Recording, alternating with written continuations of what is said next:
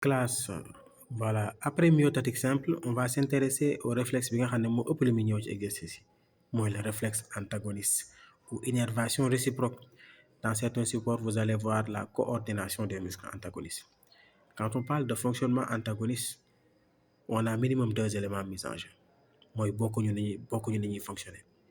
Quand on dit que deux muscles sont antagonistes, mooy muscle bu amee benn muscle bu contracté wu moroomam ba ca des day relâché wu loolu lay firi. Maintenant, le réflexe antagoniste ou la coordination des muscles antagonistes en tant que tel, il s'agit de quoi? Bu ñu nee réflexe antagoniste innervation réciproque mooy muscle bi ngay étiré mooy contracté wu et son antagoniste se relâche loolu lay firi Moustapha Amou. Muscle bi ngay étiré mooy contracté wu et son antagoniste se relâche. Maintenant dañuy xool lan moo xew dans la moelle épinière pour permettre la contraction du muscle étiré et le relâchement de son antagoniste. ñu dem j'ai M1 et M2 qui ont des activités antagonistes mais bu ñu nee réflexe antagoniste mooy ki ñu étiré mooy contracté wu et son antagoniste va se relâcher. Donc j'étire M1. Pourquoi ma étiré te stimulé wu ma parce que étirement c'est le stimulus naturel.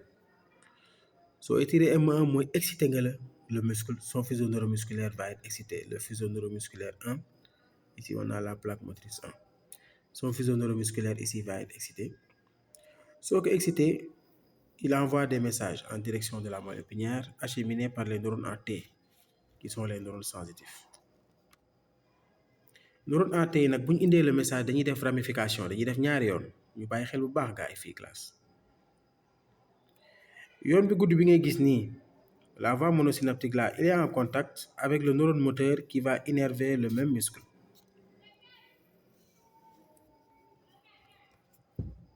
Maintenant xoolal voie bi mooy le neurone AT nii moom moo indi le message excitatrice indi ko fii kon fii la transmission synaptique est de nature excitatrice. PPSE, PAPS, potentiel d'action, message nerveux moteur qui vient ici qui entraîne la contraction du muscle M1. Mais xoolal la petite voie là lan mooy xew fii mooy neurone AT bi fii au lieu mu transmettre le message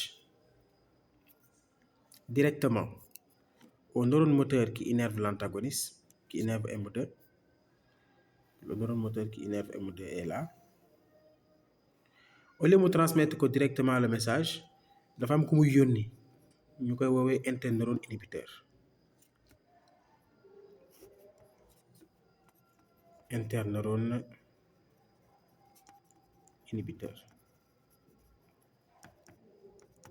Interneurone inhibiteur bi moom la neurone AT la fibre sensitive moom la yónni pour mu joxal ko message bi au neurone moteur qui est chargé d'innerver M2.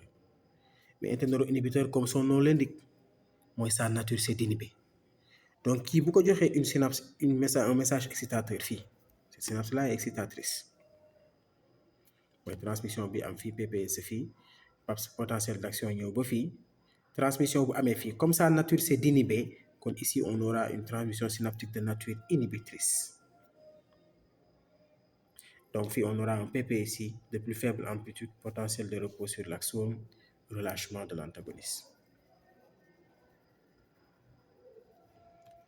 Relâchement du muscle antagoniste. Lii mooy le réflexe antagoniste, lii mooy le circuit intramédulaire buy permettre la mise en place du réflexe. Donc le réflexe antagoniste ici, la contraction du muscle étiré s'explique par l'existence d'une voie monosynaptique, comme myotatique simple. Mais le relâchement du muscle antagoniste ici s'explique par l'intervention d'un interneurone inhibiteur qui relie la voie sensitive et la voie motrice et qui entraîne l'inhibition du motoneurone chargé d'innerver M2. looloo tax M2 di daal di relâché wu.